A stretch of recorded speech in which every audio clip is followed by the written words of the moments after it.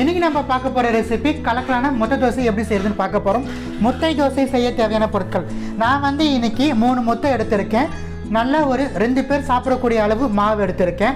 அதுக்கு வந்து பார்த்திங்கன்னா காரத்திற்கு ஏற்ப 2 பச்சை மிளகாய் கட் பண்ணி எடுத்து வச்சுருக்கேன். ஒரே ஒரு பல்லு பூந்து நல்லா ஃபைனாக சாப் பண்ணி எடுத்து வச்சுருக்கேன். 1/2 இன்ச்சு இஞ்சி வந்து தோல் சீவி நறுக்கி எடுத்து வச்சுருக்கேன். கருவேப்பிலை கொத்தமல்லி தேவைக்கேற்ப தனி மிளகாய் தூள் 1/4 டீஸ்பூன் எடுத்திருக்கேன்.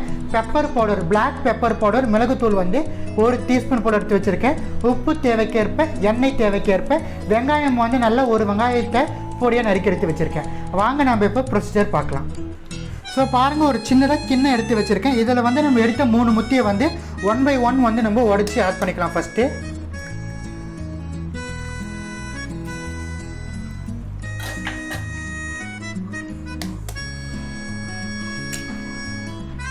மூணு முட்டை சேர்த்ததுக்கு அப்புறமா நல்லா பீட் பண்ணிக்கணும். நம்ம கட் பண்ணி எடுத்து வச்ச வெங்காயத்தை வந்து நம்ம சேர்த்துக்கலாம். நம்ம எடுத்து வச்ச கருவேப்பிலையை வந்து நம்ம கிள்ளிட்டு நம்ம சேர்த்துக்கலாம். முழுசாக சேர்க்க தேவையில்ல கருவேப்பிலையை.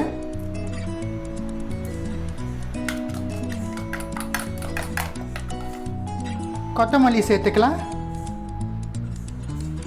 நம்ம எடுத்து வச்சிருக்கிற பச்சை மிளகாய், இஞ்சி பூண்டு கட் பண்ணி எடுத்து வச்சிருக்கோம். அதே இந்த முட்டை கலவையிலே சேர்த்துடலாம். இது எல்லாத்தையும் சேர்த்துட்டு நம்ம நல்லா பீட் பண்ணி எடுத்துக்கணும்.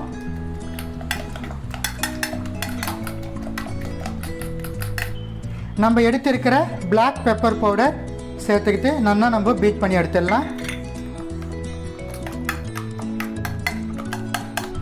நம்ம எடுத்த தனி மிளகாய் தூள் சேர்த்துட்டு நம்ம நல்லா பீட் பண்ணி எடுத்துக்கலாம். முட்டைக்கு தேவையான அளவு சால்ட் ஆட் பண்ணிக்கலாம். ஏன்னா நம்ம ஆல்ரெடி நம்ம மாவில் வந்து சால்ட் சேர்த்துருப்போம். ஸோ நம்ம முட்டைக்கு தேவையான அளவு சால்ட் ஆட் பண்ணிக்கலாம். ஃபைனலாக நம்ம நல்லா பீட் பண்ணி எடுத்துக்கணும் முட்டையை. ஸோ பாருங்கள், நான் வந்து தோசை இடுறதுக்காக வேண்டி தோசை தவா வந்து ஆன் பண்ணி எடுத்து வச்சுருக்கேன். ஸோ தோசை தவா வந்து நம்மளுக்கு ஒரு 3 minutes போல் ஹீட் ஆகணும். ரொம்ப ஹீட் ஆக தேவையில்ல. ஸோ கரெக்டான சூடில் இருக்குது. இப்போ வந்து நம்ம எடுத்து வச்ச தோசை பாத்திரம் வந்து நம்ம ஆட் பண்ணலாம்.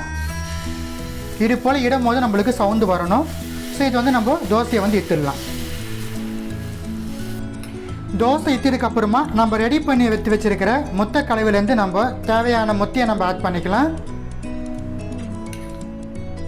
ஸோ தேவையான முட்டையை ஆட் பண்ணிவிட்டு நம்ம பாருங்கள், நல்லா நம்ம தேய்ச்சி விட்டுடலாம். தோசை ஃபுல்லாகவே வர மாதிரி.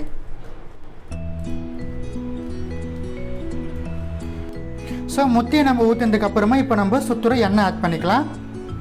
நான் வந்து கடலை எண்ணெய் ஆட் பண்ணுறேன். உங்களுக்கு வேணுன்னா நீங்கள் வெண்ணெய் கூட சேர்த்துக்கலாம். இல்லை எந்த எண்ணெய் விருப்பமோ அந்த எண்ணெய் ஆட் பண்ணிக்கலாம்.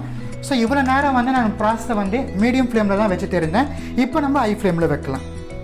ஸோ இது வந்து நம்மளுக்கு 3 minutes போல் ஆகும் கம்ப்ளீட்டாக ஒரு பக்கம் நம்மளுக்கு வேகிறதுக்கு. ஸோ ஒரு பக்கம் நல்லா வெந்ததுக்கப்புறமா நம்ம திருப்பி போட்டு அதர் சைடு நம்ம வேக வைக்கலாம். ஸோ ஃபஸ்ட்டு நம்ம 3 minutes போல் அப்படியே ஹை ஃப்ளேம்லேயே விடணும். அப்புறம் முட்டை தோசை வந்து நம்மளுக்கு நல்லா வெந்து வரும் ஒரு சைடு. 3 minutes போல் நம்மளுக்கு முட்டை தோசை வெந்துடுச்சு ஒரு சைடு. இப்போ நம்ம முட்டை தோசையை திருப்பிடலாம். ஆட்டோமேட்டிக்காக வரணும் நம்மளுக்கு. அது போல் வந்தால் தோசை ஒரு சைடு நல்லா வெந்திருக்குன்னு அர்த்தம் முட்டை தோசை பொறுத்த மட்டும். ஸோ திருப்பி போட்டுடலாம். இது வந்து நம்மளுக்கு 2 minutes போல் வெந்தால் போதும். ஸோ பாருங்கள், நம்மளுக்கு அதர் சைடு நல்லா வெந்துடுச்சு. நம்ம தோசையை வந்து எடுத்துடலாம்.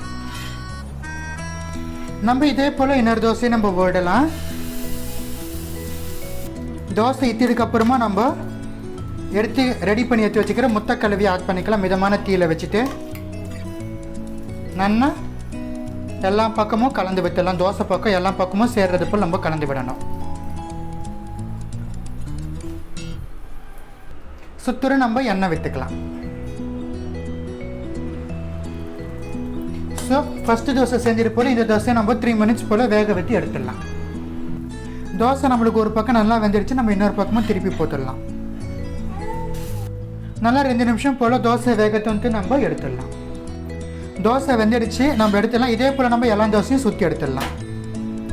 பாருங்கள், ரொம்ப கலக்கலான முட்டை தோசை உங்களுக்காக வேண்டி நான் செஞ்சு காமிச்சிருக்கேன். மறக்காமல் இந்த ரெசிபி உங்கள் வீட்டில் ட்ரை பண்ணி பார்த்து எப்படி வந்துச்சுன்னு கமெண்ட் செக்ஷனில் தெரிவிச்சிருக்கேன். இது போல் ஏதாச்சும் ரெசிபிஸ் நான் உங்களுக்கு செஞ்சு காட்டணுன்னா கண்டிப்பாக அதையும் நீங்கள் கமெண்ட் செக்ஷனில் கேளுங்க. உங்களுக்காக வேண்டி நான் போஸ்ட் பண்ணுறேன். நன்றி, வணக்கம்.